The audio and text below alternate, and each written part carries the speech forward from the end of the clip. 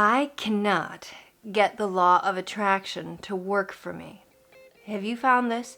You're doing everything right, and the flow is just not flowing in your direction. And the gurus keep saying annoying things like, it's all in the belief.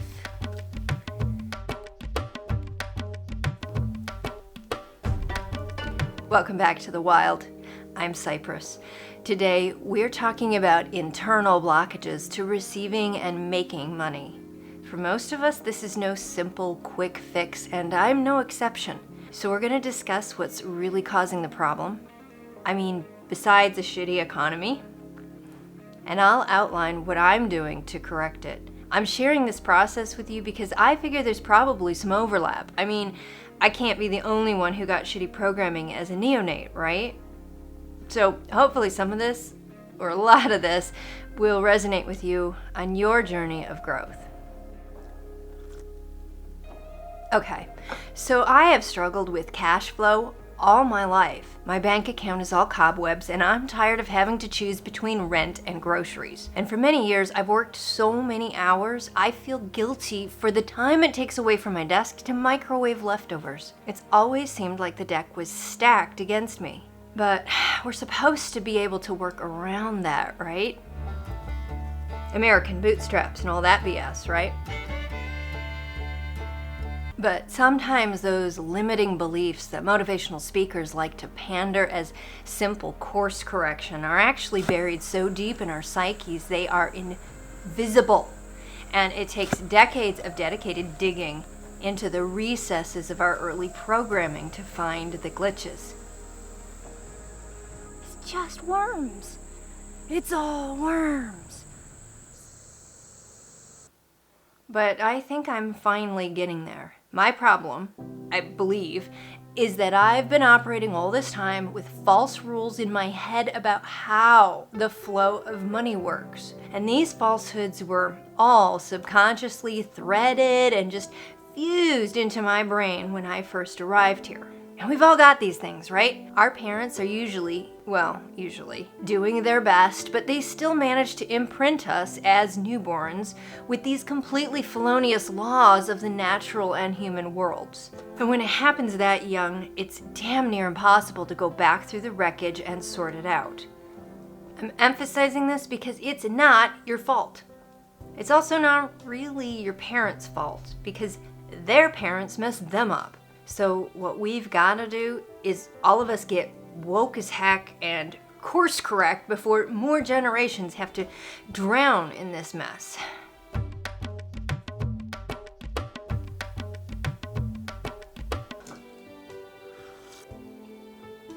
Okay, so what kind of bad programming am I talking about? Let's start with the obvious. Money can't buy happiness. Wealth begets greed. A rich man won't likely enter the kingdom of heaven. Money is the root of all evil. Sound familiar? We've all heard these truisms, but are they true? I think we know better, but I also think there's an element of this sentiment that we don't let go of. Good people don't do things for money, right? We do them because they're the right thing, and somehow payment implies our works are disingenuous. If we're not sacrificing and volunteering, it doesn't count. I mean, we don't want to be extortionists with our time and efforts, but we've got to stop looking at money as being even incidentally at odds with morality. It shouldn't be a dampener of our good works. I'm not saying never volunteer, and I'm not suggesting corruption as a goal. I'm just saying maybe we shouldn't treat money like it's an insult, right? I'm super guilty of this. I can't tell you how many times I've refused cash or some other form of recompense because I meant what I did for that person. And if they pay me for it, that erases the value of my gift entirely, right? I just helped you move all day with my vehicle because I care about you. How dare you try to give me gas money and obliterate my altruism? Why does the other person's act of reciprocal kindness cancel out my own? Why can't we both just be giving a shit about the other person? Okay, but I don't feel like having a sense of sacrificial honor is the real problem. I think it's a symptom of something much deeper. I've been trying to get at the numen of what money actually is because if you think about it, it doesn't really exist. I mean, this is why it doesn't grow on trees. It's a man-made idea that we have fashioned into coins and credit and dollars and bank accounts. We've decided what these manufactured tokens are worth in the real world, and humans have complete control over how this all works. Some of us a lot more so than others, clearly. So then if money isn't real, if it's an abstraction, what is money? It's customary to view money as power. Makes sense.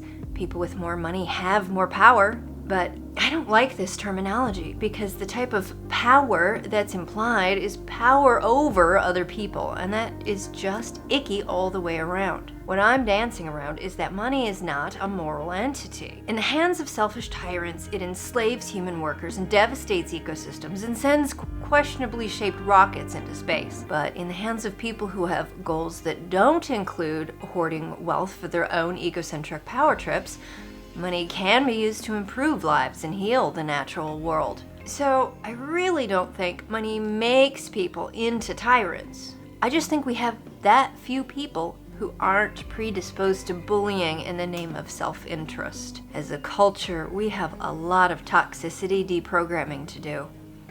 All of that said, I still really need a new way of conceptualizing money, because the old way is clearly not working for me. But what even is my old way?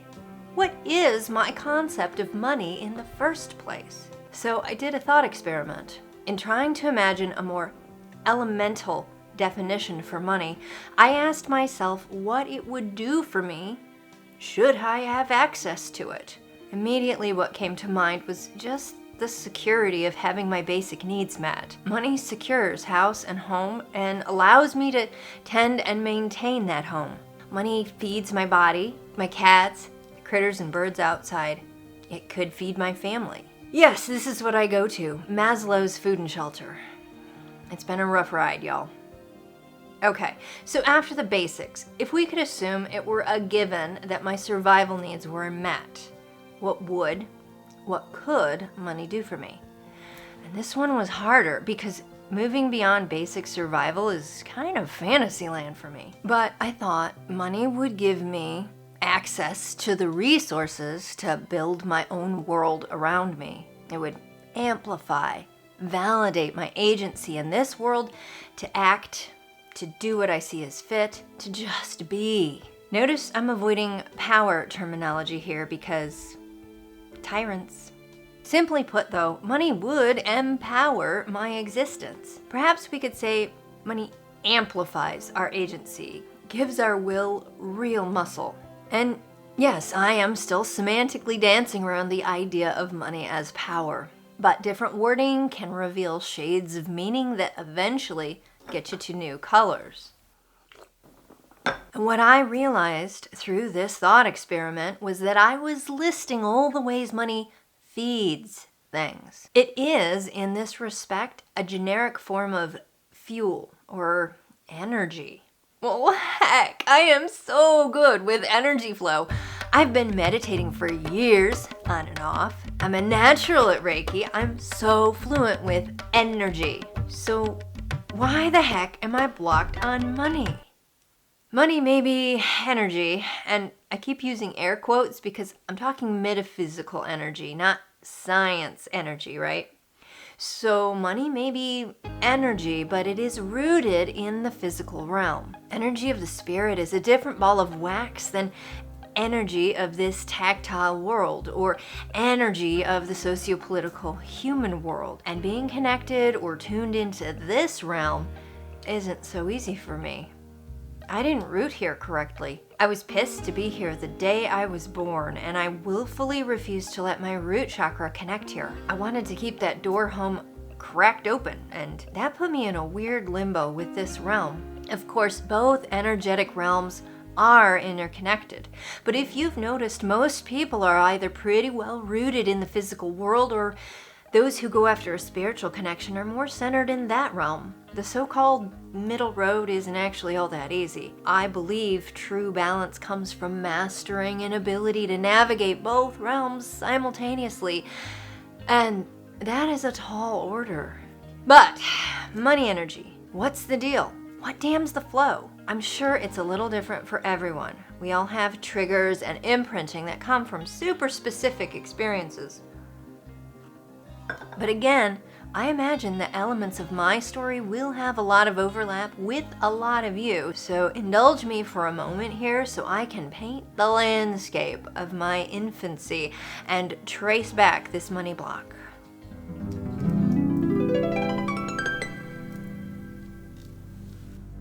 I'm a tiny new baby. My father is a bit of a baby too, and he feels left out because my mother is putting so much effort and attention into me. By the time I'm about 20 months, there's another baby. This one's a boy, and my father is triggered because of his own toxic childhood.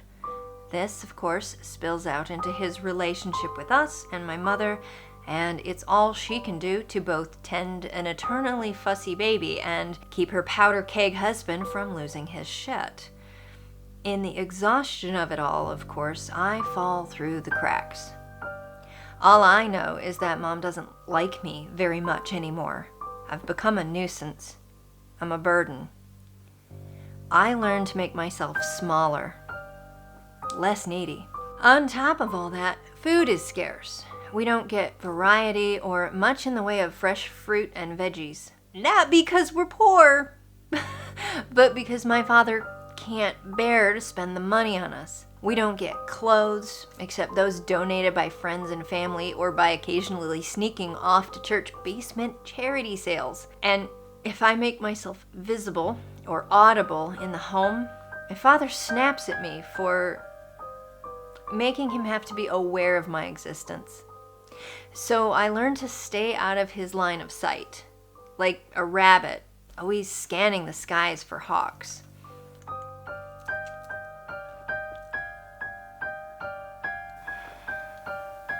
What all of this is teaching me, fusing into my brain, is that I am not allowed to exist. My presence and anything I might need has to be invisible. My life strategy is based on keeping under the radar. Just being seen at the wrong time or during the wrong mood means almost certain punishment. As I get older and smarter, I learn that I can get my mother's attention and affection if I can anticipate her needs and fill them.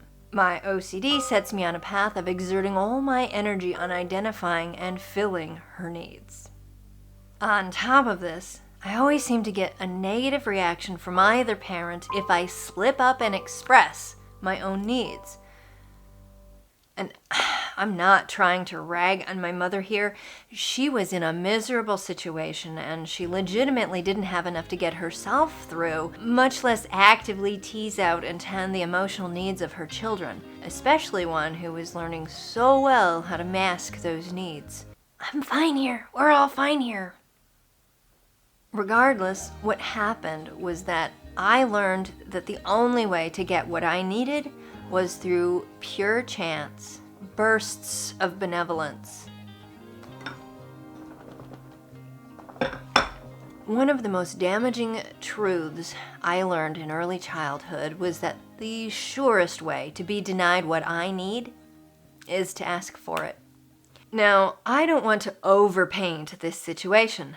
None of this was 100% of the time, and I did learn to read when my interlocutors were better predisposed to bear my presence. And there were things I could request of my mother if I timed it well. But this desert of affection, resources, and attention was the overriding norm of my infancy and childhood, and the dynamic didn't change until I was almost 18.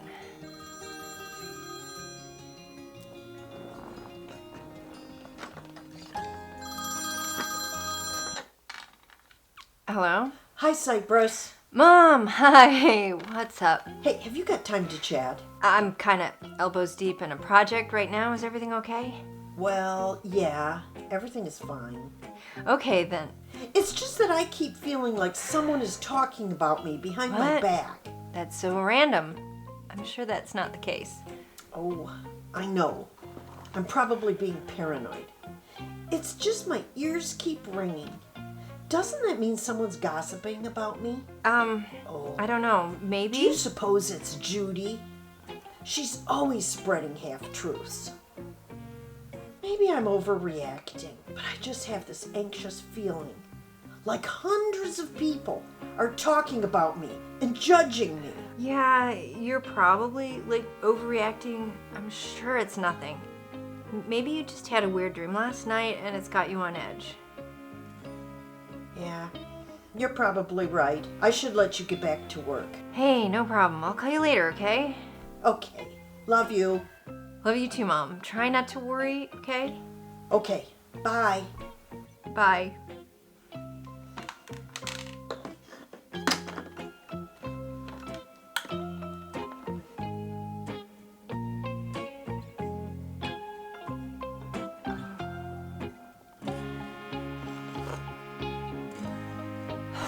Okay, why am I telling you all of this when the topic of discussion is money blockage? Are you seeing the deeper pattern?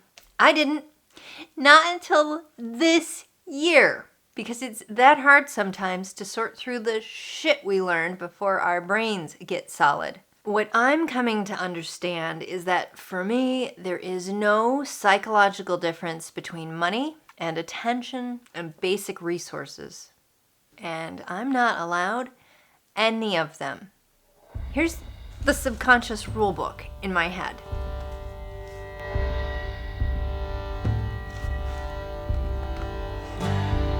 Anything I do get must be given to me at the instigation and discretion of the other person. If I ask to interact with someone, if I ask for enough money to survive on, I will destroy all chances of it ever happening. I have spent 4.5 decades of my life refusing to allow myself to need money, because in the deepest recesses of my programming, it has to be given to me without any incitement from myself. I still have to do everything I can to earn that money, but whether I get any or not is entirely up to whoever might be paying. Money never truly comes because I've earned it. The money is only doled out when the planets align or the mood is just right. Even if I do everything right. Even if I earn it 10 times over. Consciously or subconsciously, I have lived my entire life never actually expecting a fair deal from anyone.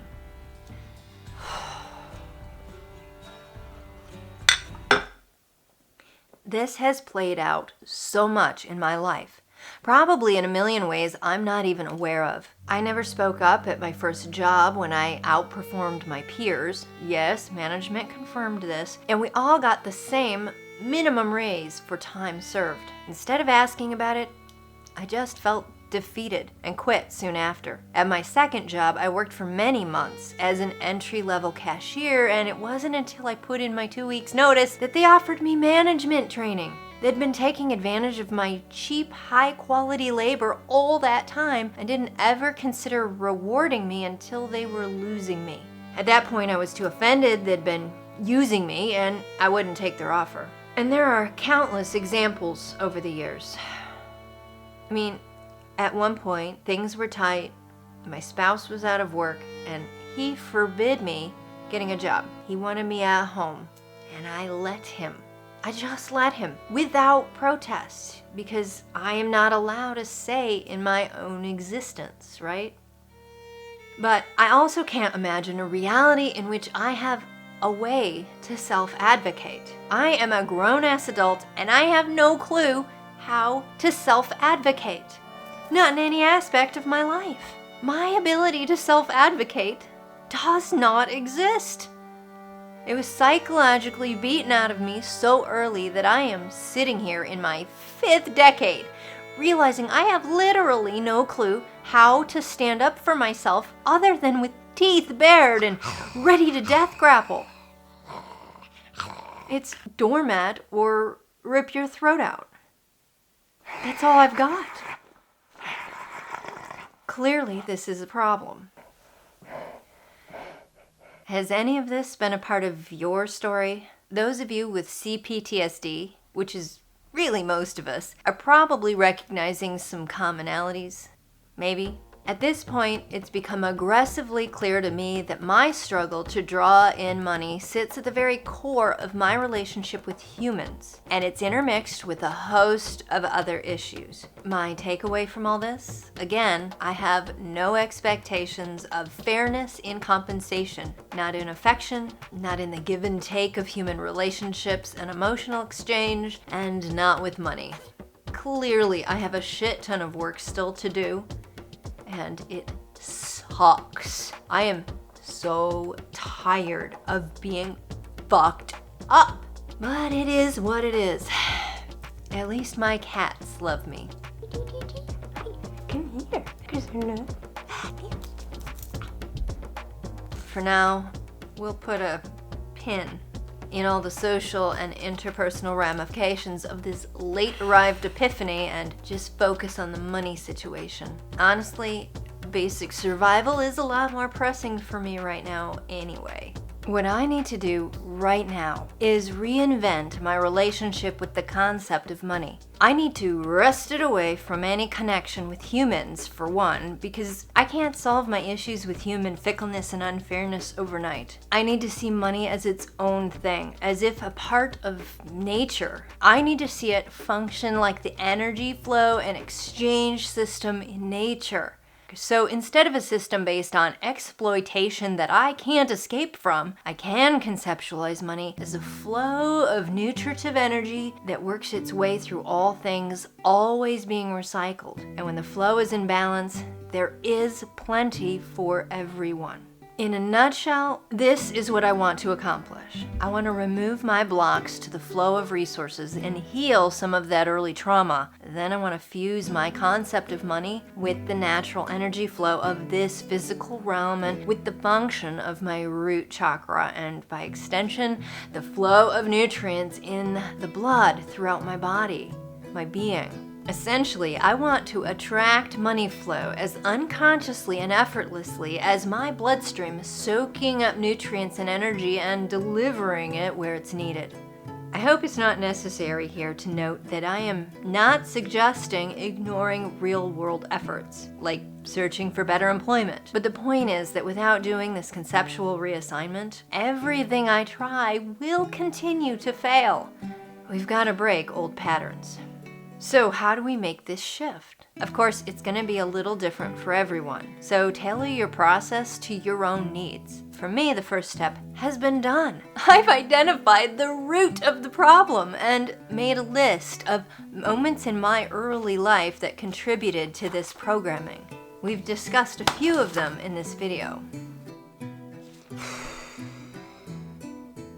Everyone does shadow work in their own way. That is, if they even do it. But for me, just being aware of the problem allows me to start evaluating and reassessing. I'm sure I'll be working on some of this stuff for a long time. Rewiring trauma is more of an earnest hobby than a one-time adjustment. But what I can do right now is some psyche work. I have 4 tasks designed to help me undam the flow. 1. Correct my angry newborn refusal to ground my root chakra into the physical realm. I actually already started this with my last video. I'll link it here and in the description box. 2. Then, from a place of better grounding, I can spend time in meditation, consoling my younger self, acknowledging those wounds. Then 3. I can establish a completely new relationship to wealth and resources, embracing them as all part of the natural world and nature's energy flow, and therefore as an energy I can process through the gateway of my root chakra. And finally, 4, I will call in the flow of money with a simple but tailored money spell.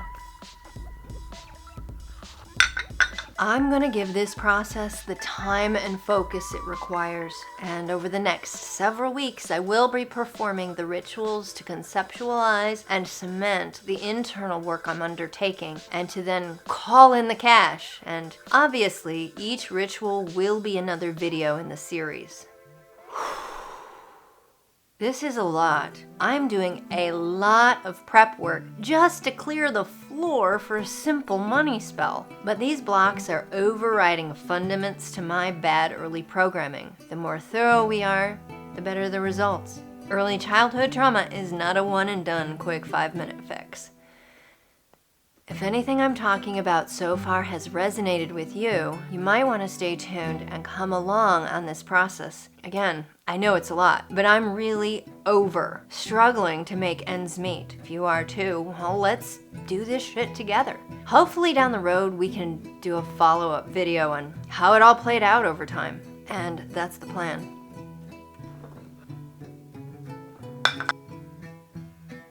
Here's to life and money. May they be excellent bedfellows.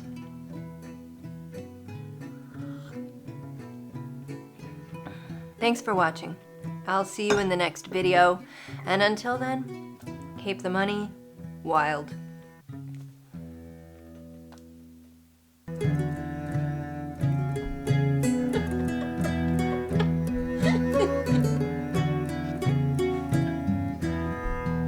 Okay, so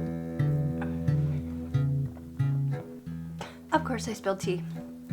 What am I, 5? Keep feeling like someone is talking about me behind my back. We gotta start over. Okay. So I really don't think.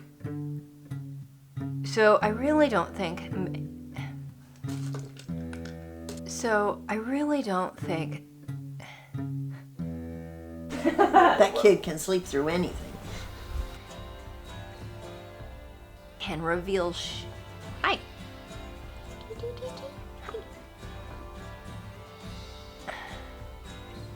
Having trouble focusing?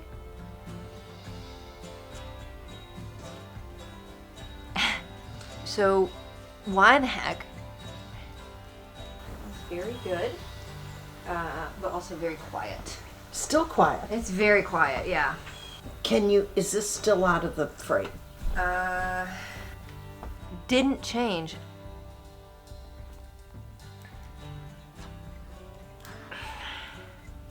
Consciously and effortlessly.